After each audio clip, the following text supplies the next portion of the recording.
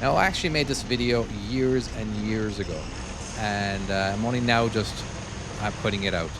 But it took a lot of video editing to do this. There's a lot of cameras. There's 1, 2, 3, 4, 5 different cameras. Now, these basically are just widened views of this mirror here. And now, this is representing the right mirror. This is representing the left mirror. You know, obviously you got your steers. Now, I made this video to kind of show you guys what it's like from a driver's perspective if you haven't truck drived yet. All right. Now, a lot of truck drivers who are starting off, backing up to a trailer can be a little difficult. Now, so in this video, I'm just going to try to give you as much pointers as I can possibly give you guys, and when it comes to connecting. Now, when I'm connecting to trailers, okay, you know, I've connected to probably 200,000 trailers in my life, so I'm very, very efficient at it. Now, when I get to roughly around here, this is when I want to feel something. If I don't feel something, I'm going to get out and look, and I'm going to probably drop that trailer down. Now, of course, if I do feel something, I'm just going to keep backing up. Okay.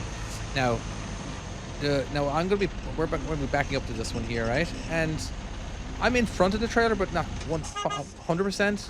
So a lot of times you can just straight back, but I'm going to turn a little bit more to where I'm getting pointed, more in line with it. But by the time you do click that fifth wheel and the kingpin, you want to be straight. Sometimes that won't happen, but and sometimes it will. Now, when I am backing up nice and slowly, because I didn't want to like kind of jam it, and I don't want to like jam the kingpin and the fifth wheel, you know, because I have a truck that connects to, I don't even know how many trailers a day. I'm going to try prolong going to the mechanic and getting that fixed.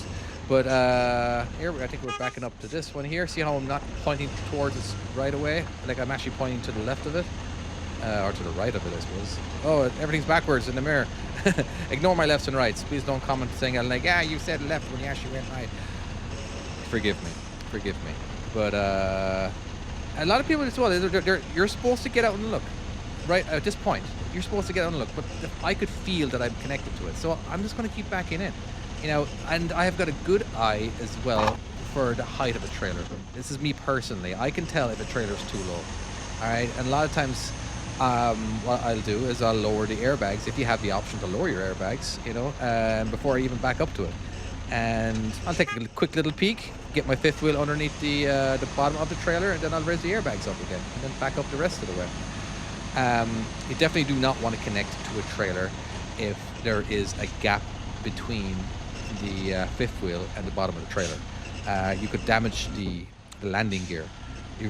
Because it's very hard to get 100% perfect. Chances are you're like 99% at best, but getting it 100% perfect where you're definitely dead on straight, where the trailer doesn't actually move to the left or to right before it clicks, it can be very difficult. Now, what are we doing here? It looks like well, the reason why I'm connected to all these trailers is because I'm straightening up the yard. There's a lot of there's these stakes that are on the ground. They're yellow stakes, but eventually they blend in with the dust, with the dirt or whatever, so our drivers can't really see them. I know where they are. This is my yard. Basically, I look after this yard. This is my pickup truck. You know what I mean? I park here every day, so it gets full up at nighttime. So I want to make sure that all the drivers at least have the option of parking in their space and not parking in somebody else's space. Now, there is no drone in this footage, mainly because 2 miles away is the airport, so I couldn't get a drone up there, so we could see it that way. I really hated the fact that I couldn't fly my drone in this yard, because half the backing that I do is here, because I pick up loaded trailers here, I deliver them, and then I bring it right back here. So anyway, so in this one here, I noticed that my trailer didn't actually move when I put the fifth wheel underneath, so I'm lowering it down.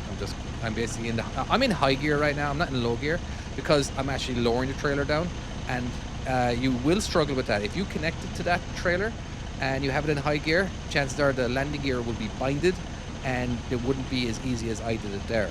Okay, so now I can just back it up. I think the trailer should move. I think it's to the right. Maybe we'll see in a second here. Just is this a heavy trailer? Wait for the click. Oh, I know that clicks so well. But anyway, I'm just gonna, I'm gonna talk you through what's happening here. What am I trying to do? I'm trying to straighten this guy out. You're not gonna be watching me backing up any trailers. All right, I've done enough videos to where you can see me backing those up. So definitely go to my channel and click on videos. And seriously, I have over 100 now at this point, or 200, I suppose. This is definitely an empty trailer, you can kind of tell. But again, I'm feeling for that little bit of a bump. But starting off, you definitely should get out and look before you actually connect. As a new driver, there's been too many times when my fifth wheel would actually hit the bottom of the trailer right here, because I wasn't paying attention. There's too many times as well when my fifth wheel went right underneath the kingpin, and the back of the trailer nearly hit the back of my truck.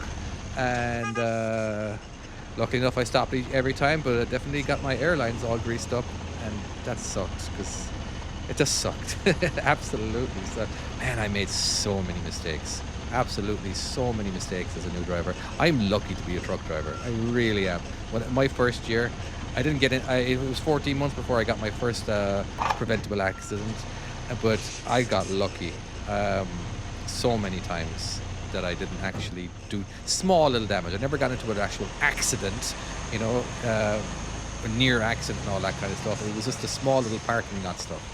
I don't know what the percentage is on preventable accidents when it comes to parking lots versus on the road, but I'm sure parking lot accidents are drop yards or customers, you know. But anyway, so I'm gonna leave you to it, just to watch this in peace. The rest of it, the last one, and hope you guys watch till the end. Anyway, take care. Bye bye.